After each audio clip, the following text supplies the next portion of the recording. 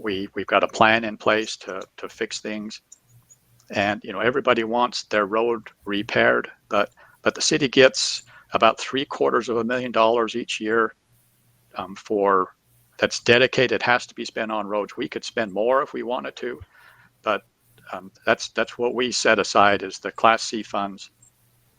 And then the Proposition 1, when that passed a couple of years ago, us in the city council were opposed to that because that was an additional pot of money for UTA, and we didn't think that we were getting the bang for our buck from UTA, so we were opposed to that. But it generates us about another $100,000 a year that we can now use on roads. So you drive around Utah and everybody can have better roads. Yeah. Have to work on it and chip away at the bad ones. If it's a good road that's starting to go bad, sometimes it's better to fix that before it gets really bad than to just keep to your schedule and fix the ones that are next up. So it's a big process.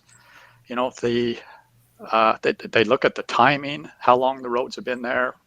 They look at the condition of the roads and how much they're used. Like Durfee Streets is repaired more often than other streets. We don't have to worry about Main Street because that's a state road. Mm-hmm. And we don't have to worry about Burmester past the those facilities out there because that's the county. But we do what we can, but $800,000 doesn't go as far as you think it does. But we've got probably six or seven projects that we're working on right now in the city, and you just keep chipping away at them. How does the city do when it comes to drawing in bids?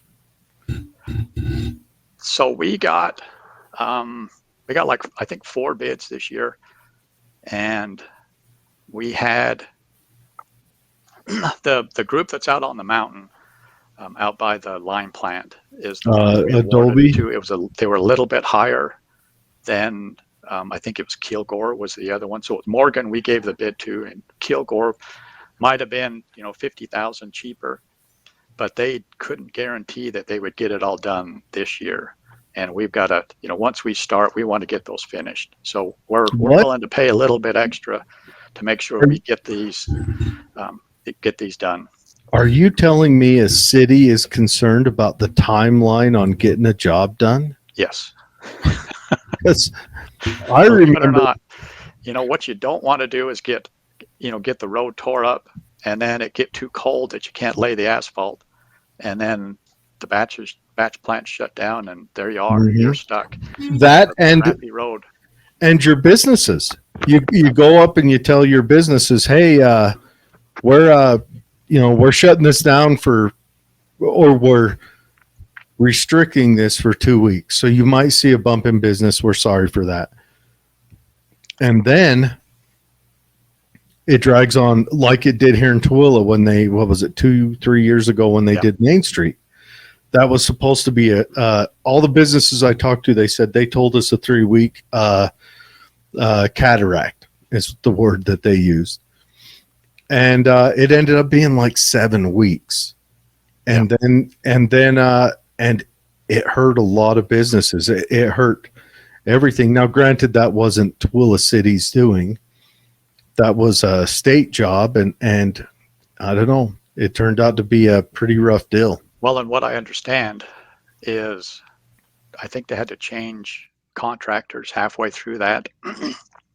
And that's what cost them all the time is, that the state went with the lowest bid and they kind of failed on it. So they had to pull them out and have another company come in and finish it.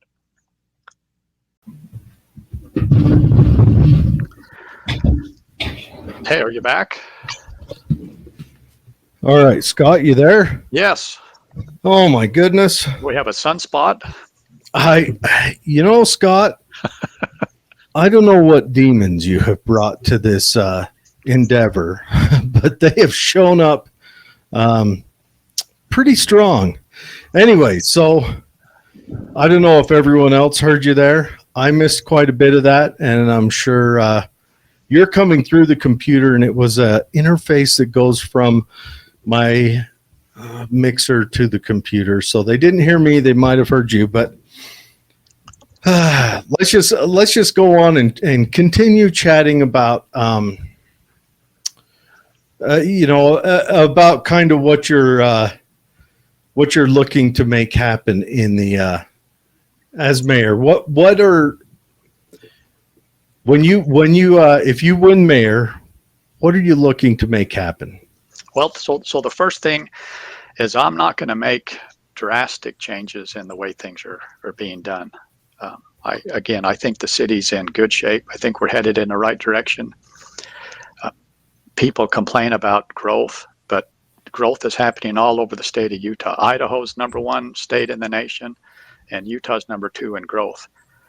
You can close the doors and lock them and not let anybody come in, but if you don't do it the right way, the developers are going to sue us, and they're going to win because legislators up on the Hill have great lobbyists, and the laws are leaning towards developers.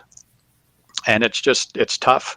It's tough to say, no, you can't do that. I mean, just look at what Twilla had with Overlake.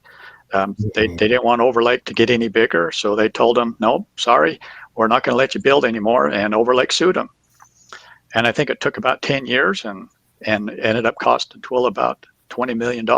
And then, I drive past there and I see all those houses and think, well, man, they could have saved $20 million just letting them build these houses. But again, I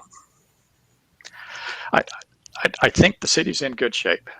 My plan is to get this city manager issue taken care of, so that we can move forward. I think the mayor job is too big for one person.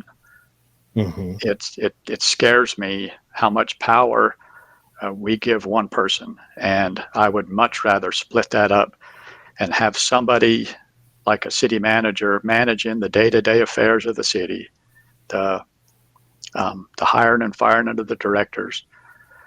But that city manager reports to the city council, and it's, I've heard people say, well, that the city manager wouldn't be accountable to the citizens. Well, yeah, he or she would be, because the city council would hire him. The city council's accountable to the voters. And if they do a bad job, then they get voted out the next time around. And the city manager, if that person is doing a bad job, then the city council can get rid of it and hire somebody else. If the mayor goes rogue and starts doing silly things, there's not much that the city council can do. And the voters have to wait till the next time it comes around. So I think it's best to do it. All the council thinks it's best to do it. We're just working through the details right now. We didn't think it was going to be this hard, but it's pretty tough to get that. So with a city manager, I think it would free up the mayor to be able to do stuff that needs to be looked at in the city. Try to make the parks better, try to make the cemetery better. Let's get the sidewalks worked on. These are things that are small topics, and they just kind of are at the bottom of the list when you're working on trying to run the whole city. So that's what I think. I think it's a good idea to have a part-time mayor. At the time that Brent Marshall came in, I think we needed a full-time mayor, because the way the city was, it was in tough shape. And with him and Tom Tripp and Mike Johnson and Mike Colson, there was a lot of people there that had an idea of how to fix things, and they fixed them. So, and again, we're headed in the right direction. So the big topic, and let's just jump right into it, is growth. Everybody wants growth to stop.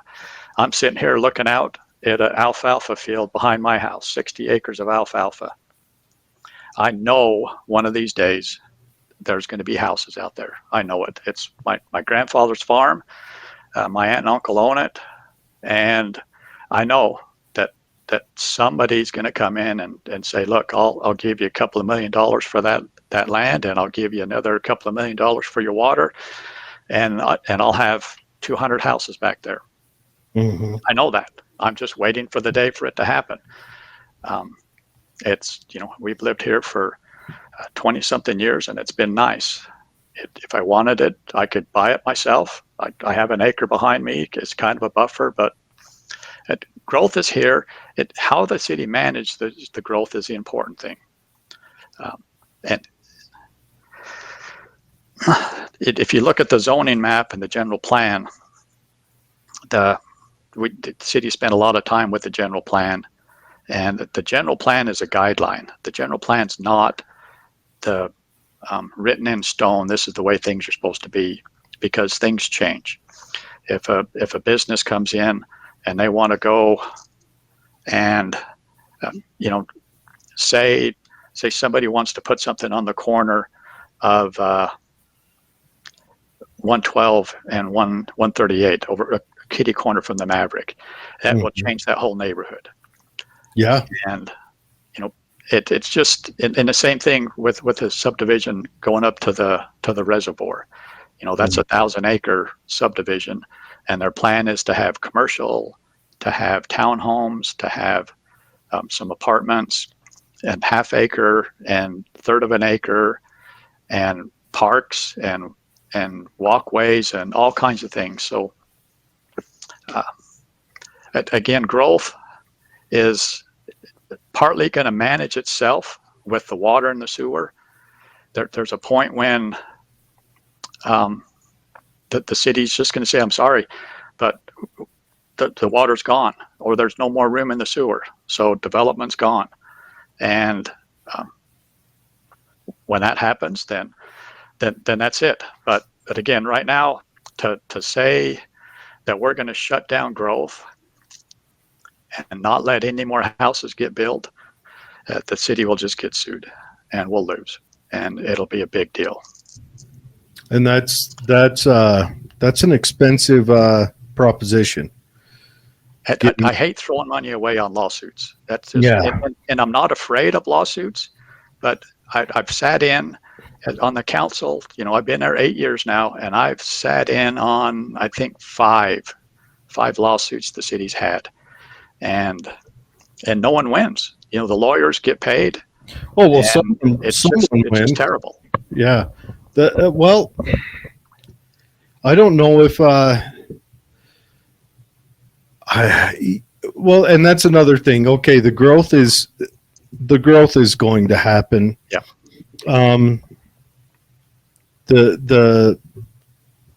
You might be able to shut down a small developer, but bigger ones will come in. They've got a thirst to do their job that they've built up, and but yeah, water will shut down. Sewer, I haven't thought about that. Yeah. Well, so I see Steve Yeah. Pickrell put water on there. So let's talk about water. A lot of people have a misunderstanding that the irrigation water and the city water are tied together. They're not. So when the irrigation company said that, you're not going to get your full allotment, that's the irrigation company. That's not the city. So it kind of freaked a lot of people out that, if the irrigation company's running out of water, then the city's obviously running out of water. But it's coming out of two different pots. It's the runoff in the North and South Willow Creeks that go to the reservoir, and Grantsville pumps it out of the ground.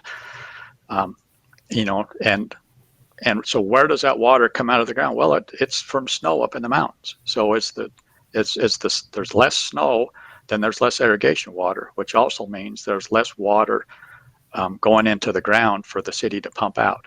So it's not mutually exclusive, but it's kind of, the irrigation is a precursor to what's going to happen with the groundwater, because again, if there's not enough snowpack up there, it's going to hit the irrigation company first, and then eventually the city will see it.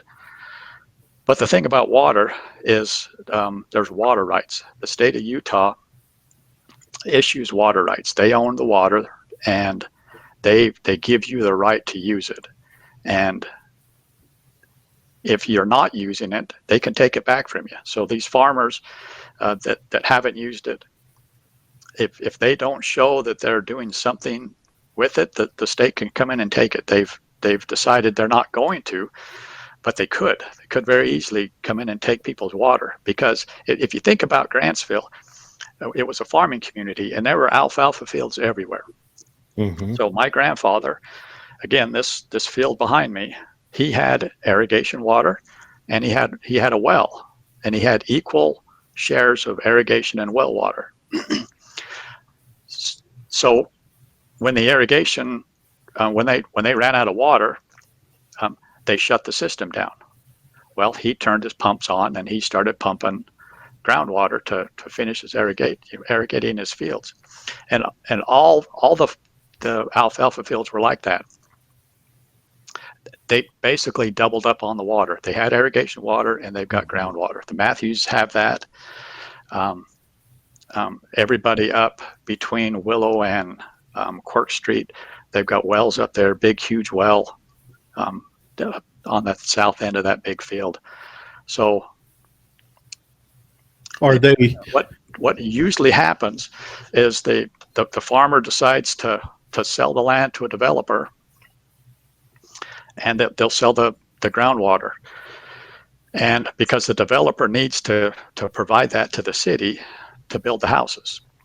And it's right around 1 acre foot of water per house, roughly. If it's a third of an acre lot, it's right about 1 acre foot of water per house. So on an alfalfa field, they have to have 3 acre feet to do alfalfa. So if you think about that, so if you look at the development and they're going to do a third of an acre lots, then the water that they get from the farmer, it has enough to cover those houses. Mm-hmm. But again, those farmers also had irrigation water, so they're selling those to somebody else. But the city doesn't take irrigation water anymore as from the developers, because the allotment again can change from year to year, so it's not a fair thing. So we don't do that anymore. We used to when everything was fine.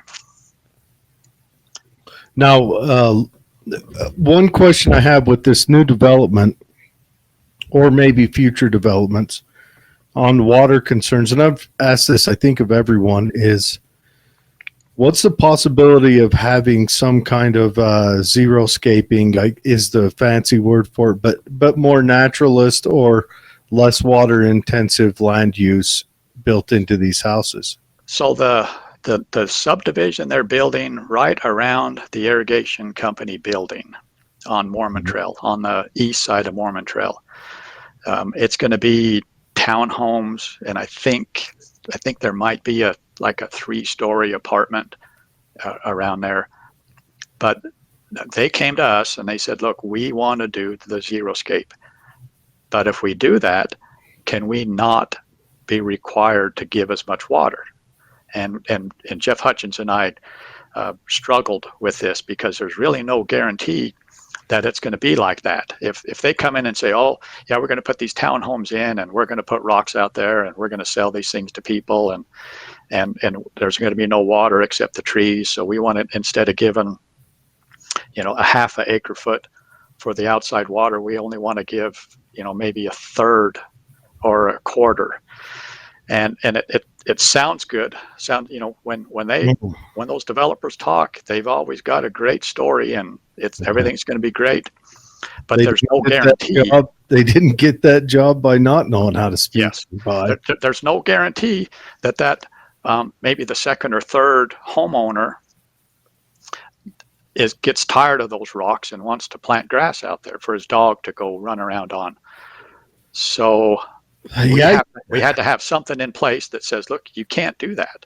How would you control that? Would you have would it have to be done through an HOA, or would you have to have city workers knowledgeable of When I drive up there, if I see grass more than 20 foot by 10 foot, I've got to report it. And, because I plan on myself, I'm working towards it, and probably next summer, zero scaping quite a bit of my yard, just because I'm talking about this and everyone says water. And I'm like, I may as well step up and do my part. Not to mention, I don't have to mow rocks. It sounds pretty good to me. If I could, I'd pour concrete from fence to fence and paint it green. But, concrete's not cheap either.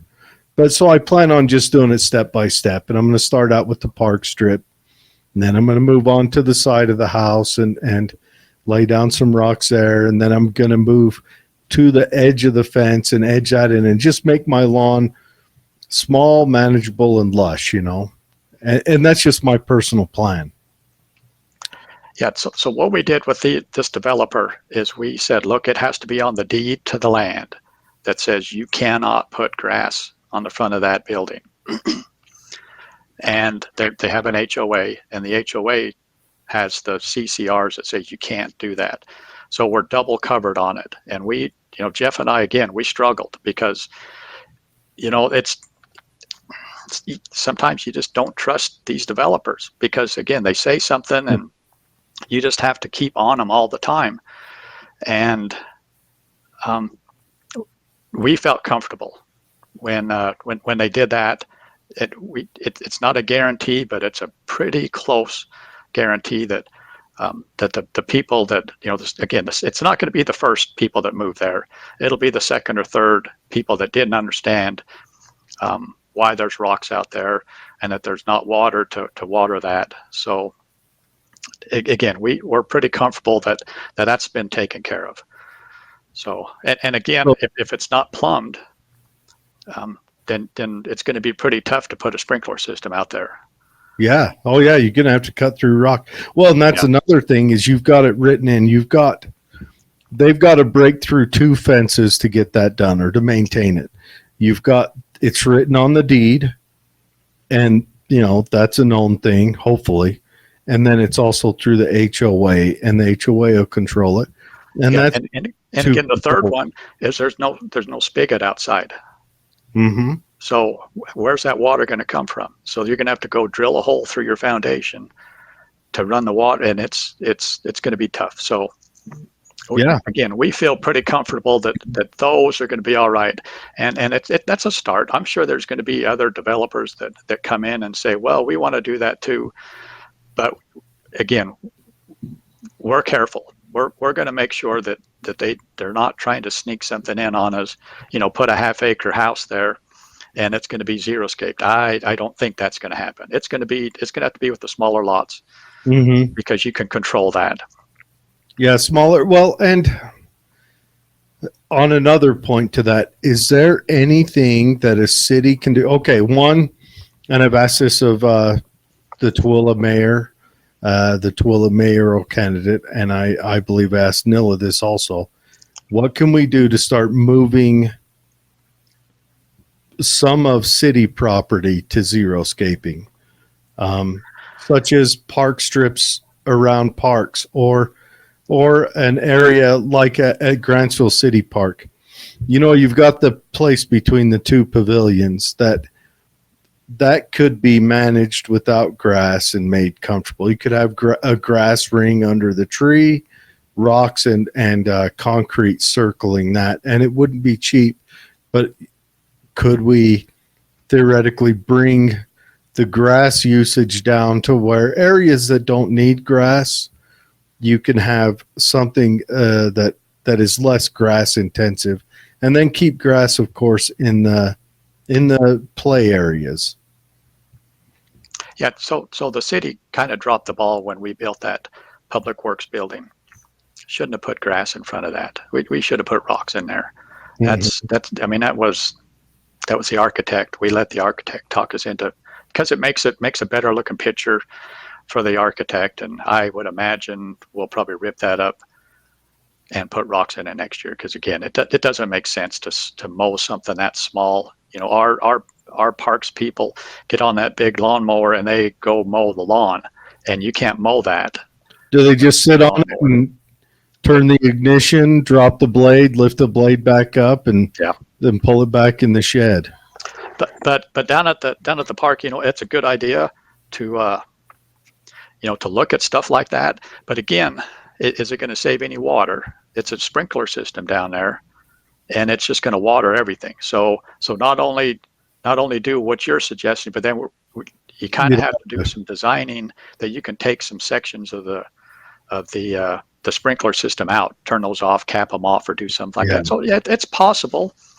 It really is. I would like to see that. I would like to incentivize people living on Main Street to get rid of the grass in their park strip, to put something in there. Maybe the city can get truckloads of rocks from blenders, and we can just you dig it up, we'll put the rock in. That might be a good idea. Is if the city said, look, we're going to have a rock day, next year you come around, we're going to have a rock day. We're going to have rock available to you in July. But it's going to be at a central location. We're going to have lay down a big canvas tarp and pour some rock on it and say, it's there, come down and grab what you need. But it has to be going into water conservation stuff. So you're going to come down and say, look, I dug out my park strip, show a picture of your park strip on your cell phone or whatever. Okay, yeah, grab a pickup bed or two of rock and get it lined out. Yeah. Or we could even deliver it there. Deliver it and drop it, and then you just have to spread out. That might be a good idea. And, and incentives like that, the little things, do more, do more. But I think if the city steps up and says, okay, look, in our places where we can, we're removing this because we realize water's a good point. I mean, I saw the signs down at the old Clark farm this summer where the yellow is the new brown sign. Yeah. And I kind of, okay, what I did this year is my lawn, I let it grow longer so that it shaded itself. And I've only had to water it in this hot summer. I think I turned my water on about every 8 days or 9 days. I just turn it on, do the 15 minutes watering, turn off, but I've left my lawn longer. But so that's a cost on the other side, And yeah, for me, I don't know, if anybody knows where I live, but I sit on about a half acre and I've got a lot of grass, and because I like grass. I mean, I'm a baseball guy. I like grass. My grandkids like playing on the grass. I like mowing my grass. I would mow once a week, and in the spring and the fall, when grass is growing really well, I'd mow it every 5 days. So sometimes it was twice a week. I mowed it 4 times this year, and it's killing me. Yeah.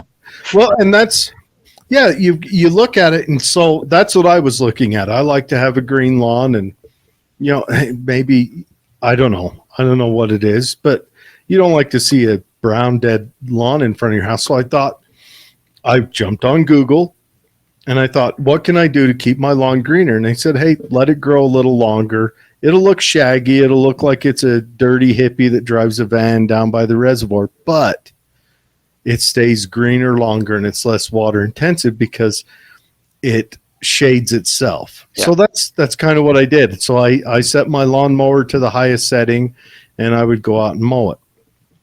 And so that's kind of the thing. I think I think, and I live in Tooele right now, but I am from Grantsville.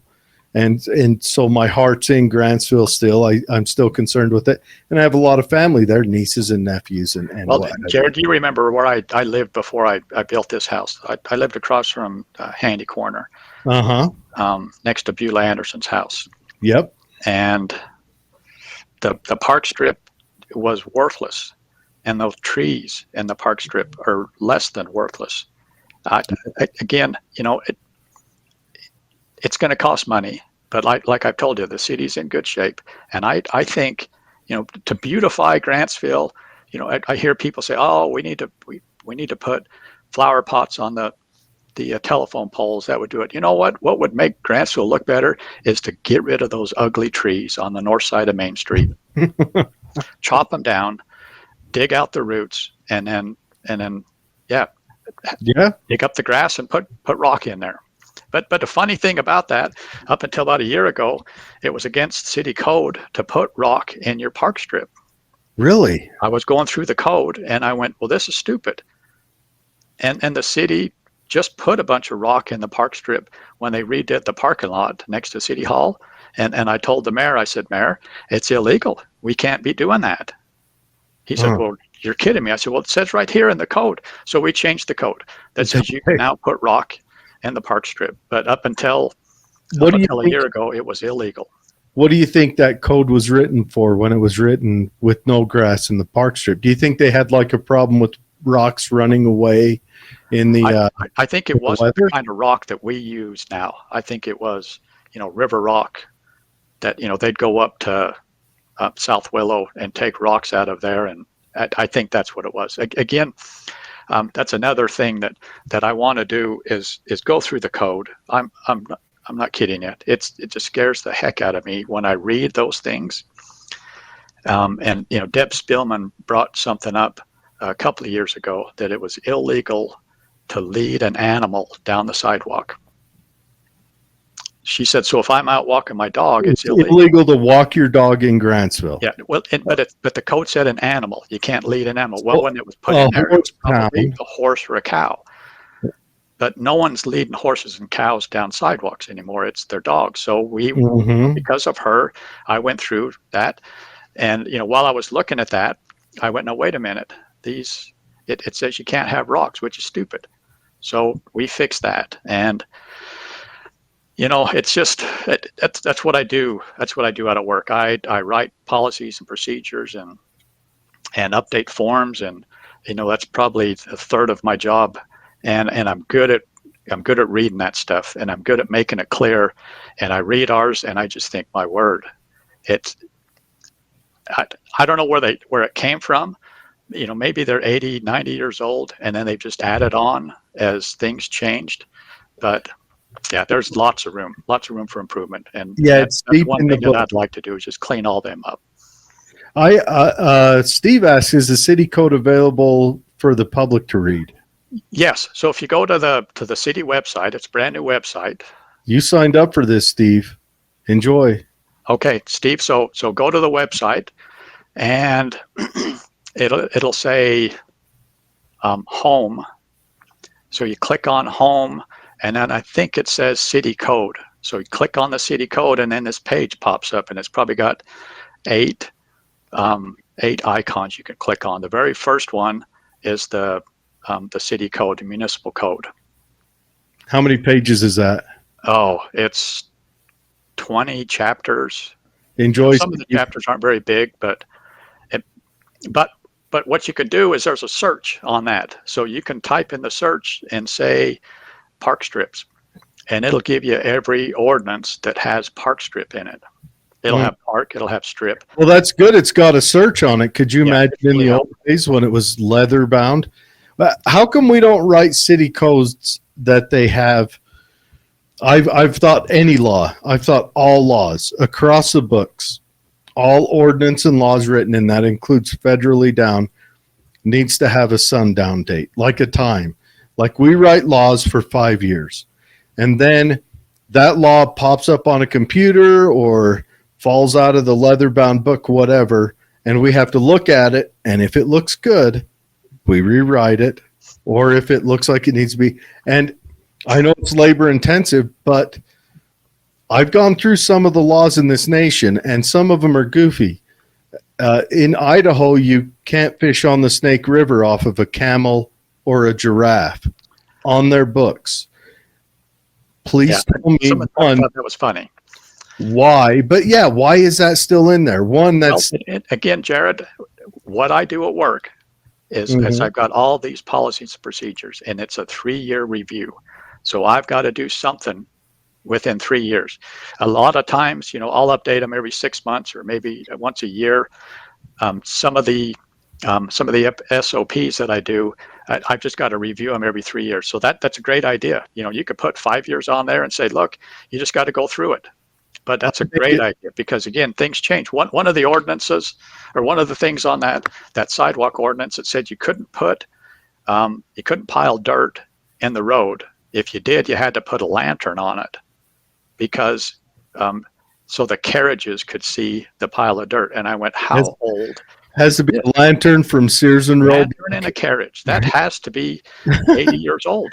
Issue 1856. That's a lantern we prefer, the one from the catalog. So, yeah, I mean, that's a great idea. I didn't think about that, but again, if corporations do that, all these things, I'll just put a date on it and say, look, here's the date. That's what I do on my stuff. I put a date, and within 3 or 5 years, it's got to be reviewed again. Yeah, and you cycle through them. One, it keeps it simple. It keeps it organized, and there may be updates. There may be something new. We get flying cars. It may be important not to have trees that overhang your driveway. There you go. And that way it rolls them out. And I wish all our laws did that. And didn't get crazy. On the planning and zoning ordinances. It's a different tab, different icon on that page, but there's some that talk about 7,000 square foot lots and 8,000 square foot lots, and they're not available anymore as a regular zone. They can be for a PUD, a planned unit development, where a developer comes in and says, look, I got 10 acres. I'll give you 5 acres of a park. You let me put townhomes in or something, but that's what PUDs.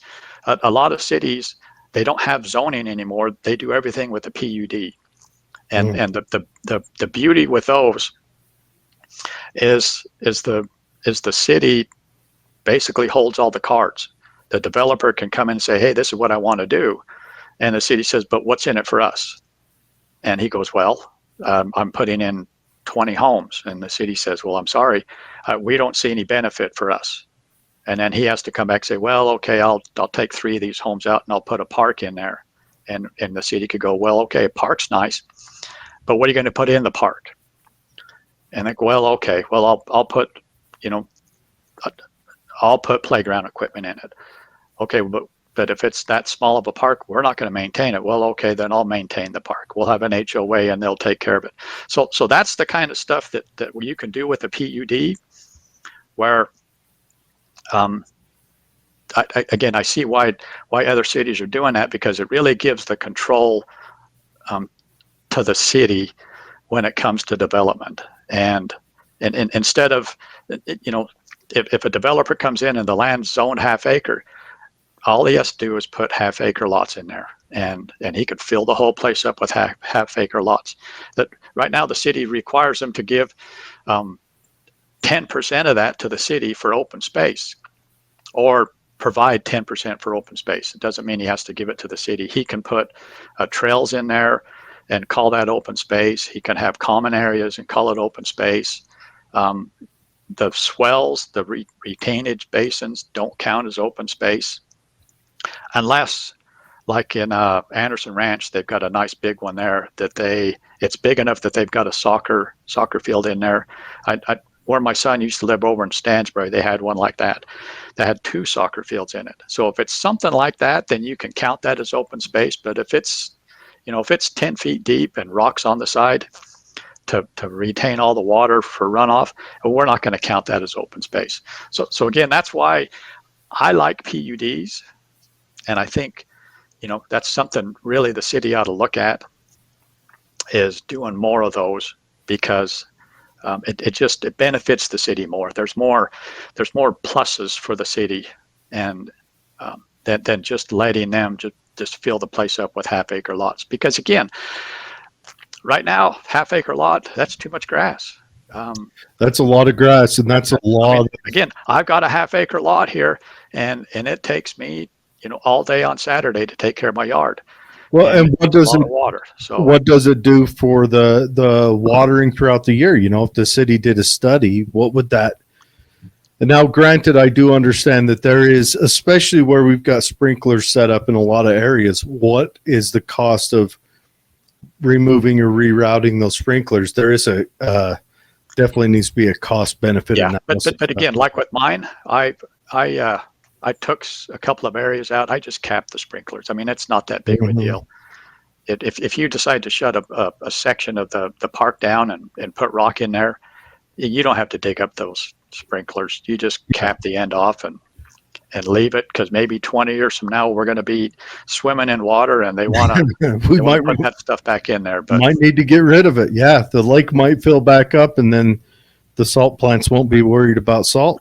oh, I'll tell you, I was out on the island the other day, and it's not an island. It's sad.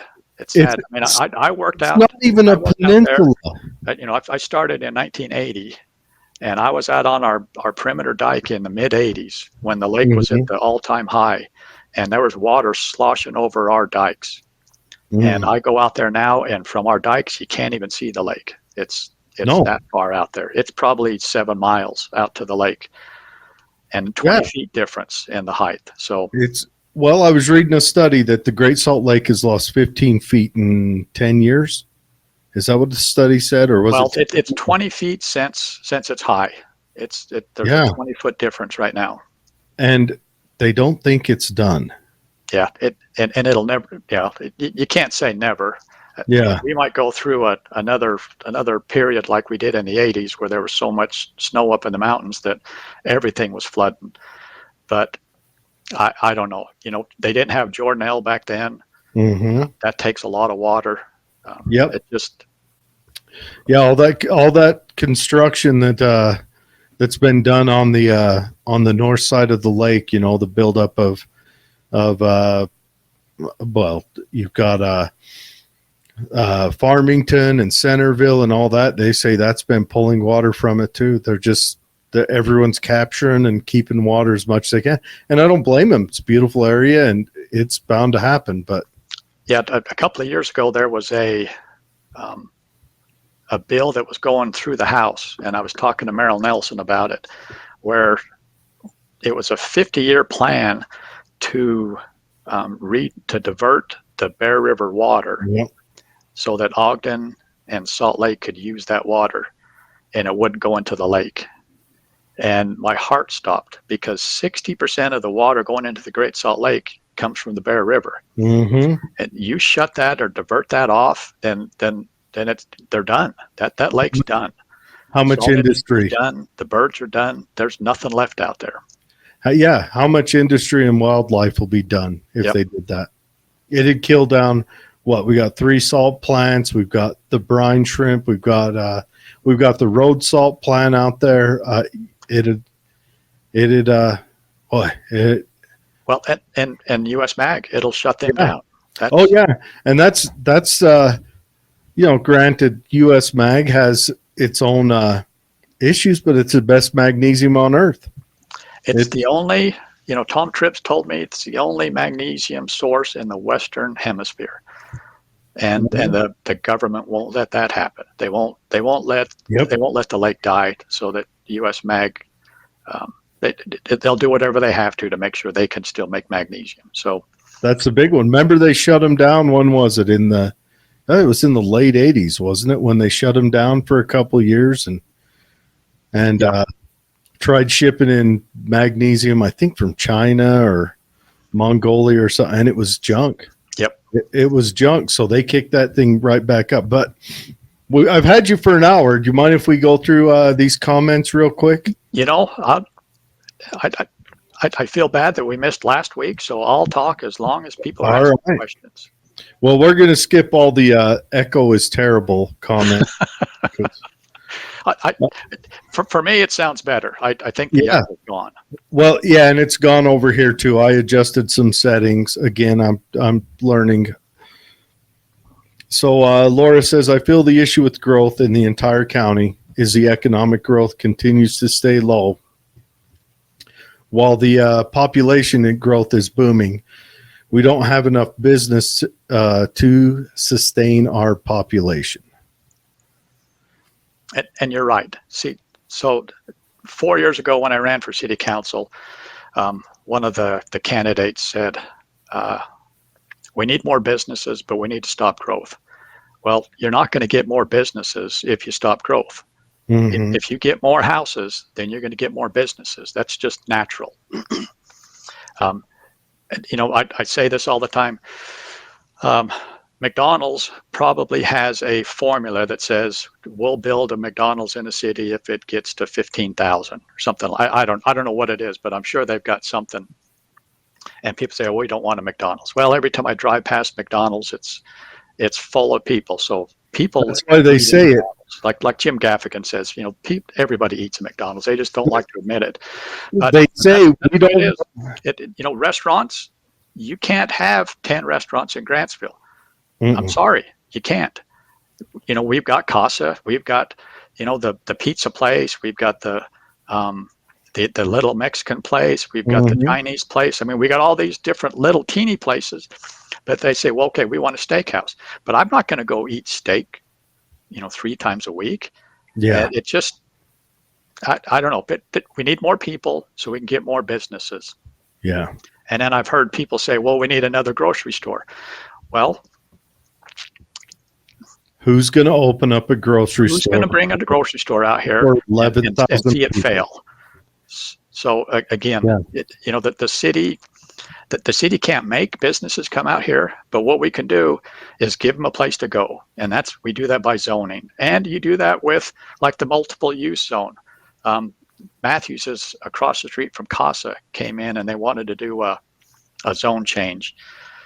Just in case somebody wanted to buy their land. And an MU zone allows for business, it allows for residential, allows for townhomes, allows for all kinds of things, and we need stuff like that.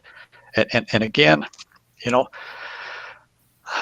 I've got this terrible reputation that I hate businesses because I fought the auto repair shop next to my house.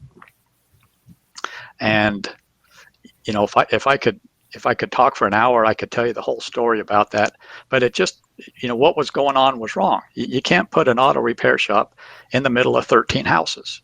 It just doesn't fit. And you can't have a wrecking yard put in there, which is what could have happened if they would have changed the zone. So I believe commercial should be where commercial belongs.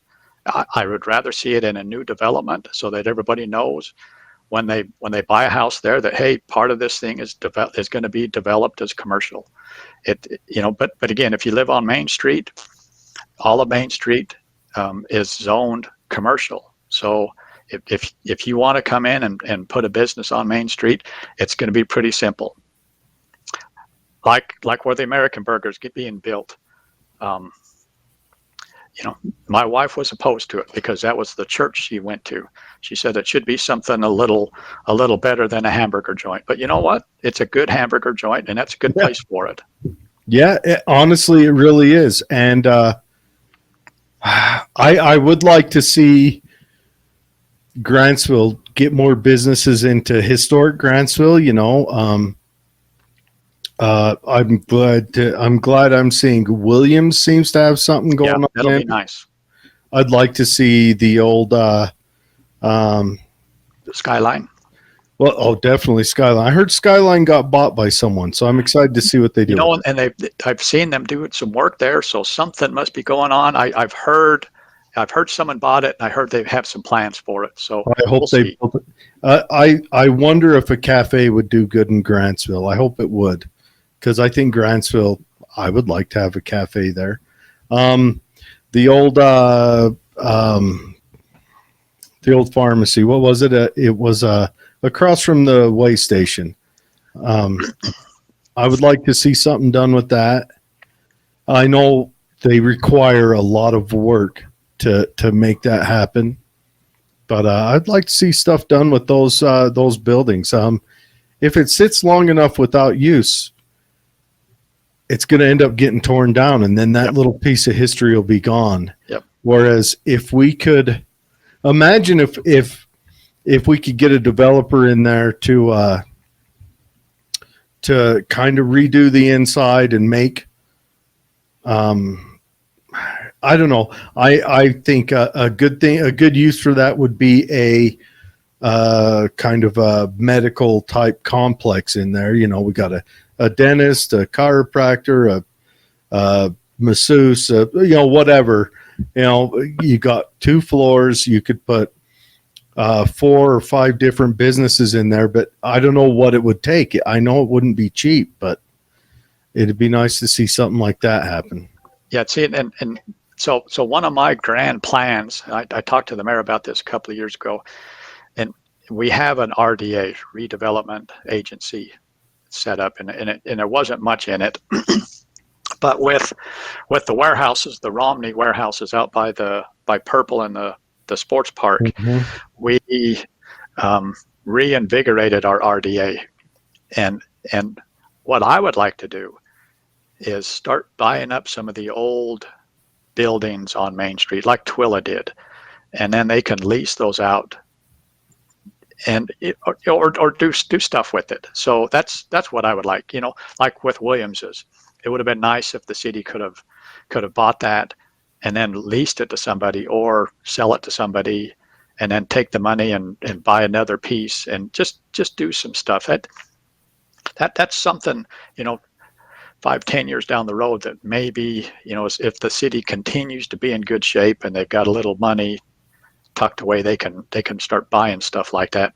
But like the old drugstore, I've talked to her, and it's just an old building that's going to take a lot of money to fix. It's sad. It's a great building. I mean, I went in there all the time when I was a kid. Yeah, same with the me too. You know, they're nice buildings, but it might be best to just tear some of them down and build something else there. Yeah, that is another sad, yet, I mean, it feels like it's the last kind of historic building in Grantsville right now, though. Yep. It feels like it's the last one. I mean, I remember going in there when I was a kid. That's where I'd go to buy toys and candy and trinkets, you know. I don't know. We'll just have to. I think also, to get things in there, we still need population growth. Yep.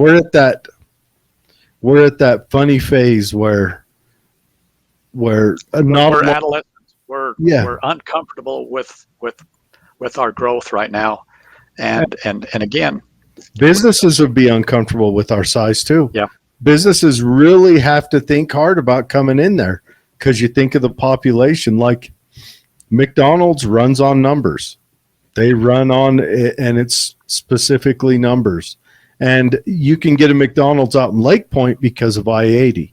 And they're like, we can peel people off of I-80 to grab a quick burger that they know is going to be the same burger every time they order it. But Grantsville needs to be able to feed that. Needs to be able to. Jared, about 7 years ago, my oldest brother invited me to go to Hong Kong with him. So my wife and I went over there, and we went to a McDonald's every single day, because that's what he does when he's there. And a Big Mac in Hong Kong tastes exactly like a Big Mac at Lake Point. It's refreshing. I'll bet there is nothing different on it. Yeah, that's what. Well, you know, I mean, McDonald's is where they are because they set a standard, be it a high standard or a low standard, but they set a standard. I have never been to a McDonald's and not gotten exactly what I expected to get. I don't always get what I want, but I get what I expect. So again, with commercial, I think with the warehouses that the Romney guys are building, that place, and with the Mid Valley Highway going through there, I mean, I see cars going up to Twilla on Sheep Lane, and I'm thinking, why? Well, all you got to do is drive on 36, and you'll understand that no one wants to drive on that. So that Mid Valley Highway, it's going to be nice for us Grantsville people, but all the Twilla folks are going to love that. Oh, because now they don't have to drive through Lake Point. They don't have to drive on 36 and try to get past Walmart with all the lights in there. They'll just be able to zip right through. So I think that that's going to be a pretty big commercial place along there. And a chance for growth and industry. We need more industry. We need more of those manufacturing jobs that come in and I know you'll hear this living wage and everything else, but they actually, when you build stuff, that's when more profit is produced and you can make a larger wage. We need more of that. Well, and again, you put a warehouse out there and you've got purple. You got a lot of people that could go across the street to a McDonald's and get something to eat. So, and then you put a gas station there because you know people are going to be driving past there. It's just natural that that's going to be commercial all the way out to the freeway. Yeah, I think you're right. That the milk farm and the sheep farms out there need to start, thinking about what they want to sell their land to. Well, so the milk folks, that's one of the lawsuits the city's in. Really? Oh. Yeah. It's the Skywalk development. Uh-huh. He wants to put a commercial and apartments and stuff out there, kind of like the MU, what I was talking about, where there's a combination of commercial and residential. That's the plan. I think he's either bought it, he's got an option on the dairy, but that's the plan. And the city agreed to annex it, but ERDA says, well, that's part of ERDA. But that it gets back to that law that the legislators passed, and then they realized they screwed up, so they passed another one. But in the meantime, a bunch of these developers didn't want to be part of ERDA, so they took the chance and signed up to be annexed into Grantsville, and that's why we've got two of those lawsuits. And I think we're going to lose them both.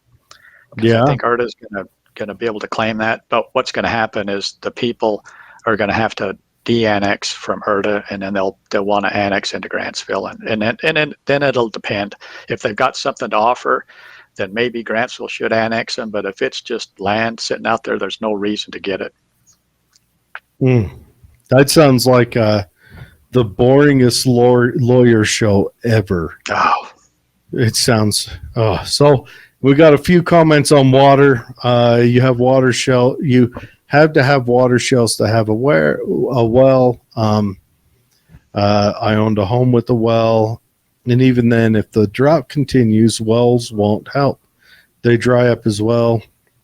To dig a well, a really good deep well is over $75,000. Yeah, my neighbor just dug one this last summer, and because the old well stopped flowing. And yeah, they happen. Some guys will have to get into wells and just punch them deeper. I think we might have. I hope it comes. I remember the 80s. We had a lot of snowpack and a lot of rainfall through, and I hope we get back to that. It makes for a gentler time. But I hope if we ever do, we pay attention to how we build in the good times, because bad times will be around the corner. So I see Steve's got a question. Yeah. And Steve's my new best friend. Right. I don't know Steve, but I like his questions and I like his comments. Yeah. I've never been to Korea, but I'll bet McDonald's tastes just the same in Korea. It does. I have been to Korea, and McDonald's does taste exactly the same in Korea. So he asks, what about the fire department? Are there plans in place to build a second station on the east side of town? So I used to work with the fire marshal, Kent Lydiard, and he would always tell me that there's a requirement for fire protection where it has to be a certain time to respond to the fire. I don't know if it's a time deal or if it's a length. But I imagine that somewhere, maybe on Durfee, maybe the corner of Durfee and Willow would be an excellent place for a satellite fire station because Mm-hmm. with where the new elementary school's going, Yep. and then you've got the one on Willow, and then you've got the new subdivision that Mike Colson and Wade Samberg are building. There's going to be a whole lot more houses up there, and we'll need something a little bit closer. It's nice to have the great big one, but Steve's right. We need to have I would some say equipment closer to it. even I would build it out. I would build it right next door to where they built that new place on 112. I would build it right next there because as it grows, you can respond to the new purple and all that. But I think we're not done. purple. If there's more warehouses that go in out there, they're going to have their own fire equipment out there. It'll have to be a ladder truck, and they'll just have to keep it out there. It won't make sense to respond from Grantsville. So is purple big enough where they'll have to keep a ladder truck? Well, the warehouses. Let's say they decide to build a couple more bigger warehouses. They'll need their own fire protection out there. Well, I imagine they probably have a fire suppression system built in. Yeah, they do. They all have sprinkler systems, but again, you'll need to have something. And the beauty of it is those guys will probably pay for it. We'll let them pick up the tab. That's a good point. You say, hey, if you want to build a $2 million warehouse, great. We need a fire truck that's got a ladder on it that's big enough to put a fire out. And there you go. The city just got one. Now they just have to have a place to put it. Yeah. That's and I think Grantsville is poised for growth. It's a beautiful area. It's still country living, I guess you would say. It has modern amenities, but it's still out there. There's horses and things like that. And I don't know. Everyone seems to be moving out there. I would hate to drive into Salt Lake every morning. It's just a traffic jam to get to Salt Lake. Well, I like my drive to work. Yeah. It takes me 10 minutes. I work with a lot of people in Chicago, and they have to take a bus to the train, and then the train to downtown, and it takes them an hour, 45 minutes to an hour to get to work, and then that long to get home. And it's crazy to spend 2 hours on the road going to work. And I would tell them, I said, it takes me 10 minutes. I back out of my driveway and I don't turn off the road, and it drives right to the salt plant. Yeah. When traffic is really bad, it takes me 10 minutes to get to work. Yeah. When traffic's really bad, that means that there's a diesel pulled out at Walmart and I had to follow him for half a mile. Mm-hmm. That's bad traffic for me. Well, once in a while there's a tractor. You have to watch out for those. But no, and that's one thing. And that's the guy I usually co-host with, he's from New York State, upstate New York, but he's from a built-up area, and he keeps saying, why don't we have any more buses out here? And he's used to having a city that was built prior to the automobile. Yeah. And that's one thing I says, you've got to understand. I drive, out to my salt plant. It takes a lot longer than you, but we're covering miles. Yep. And imagine you're not going out to a complex where a bus makes sense to pick up, 30 people and drop them off at 10 different workplaces. It's a solitary place. So either that bus would have to look like it's schizophrenic as it picked everyone up, or they would have to have more structures out there to make it so that the end of that line of that bus makes sense. And I try explaining to them, mass transit doesn't work out here yet. No. It works in Salt Lake because Salt Lake has that big location, either the big pickup location or the big drop-off location. But this city was built after cars, and so it was laid out for people who had cars. It's just the whole structure. Yeah, and really that's why UTA isn't popular out here. I mean, it's really not practical to catch the bus, go to the International Center, catch another bus, go into town. It's just not very easy to do it. but there's buses and there's people on them, Yeah. and it works for some people, but it needs to be, there needs to be a place. I don't know, maybe where they're going to put the new inland port. Maybe they can put something there to. I don't know, but it's. You got to have the draw. Well, he says, well, buses are cheap. I pay half as much if I ride the bus into Salt Lake. Time's the most expensive thing you have. Yep. You're going to take twice as long. So you're still spending that regardless how you go. You're spending your value is spent one side or the other. Steve says you do know him, you just don't remember him. Well, if he lives on Main Street in Sun Valley, I probably know him. He's just down the street from me. Yep. Well, okay. So this is a good chat. Well, it's worth it. All the pain that we've gone through, it in the end, it's I think it's okay. Good hell. Oh, it was rough. We have tried this and when we weren't set to go live, not a problem. Yeah. This afternoon, it was perfect. Everything was great. We hopped on and had a conversation. All right, it's great. We go to get on tonight, and it's a nightmare. Well, maybe it was the subject. We were talking salt, and anytime I talk salt, everything seems to work right. Yeah. Salt is, well, it's the oldest money. Yep. It's the salt of the earth. It is. Let's. I want to and I want to make sure that whoever wins, I want to have a dialogue with them, and keep conversations going.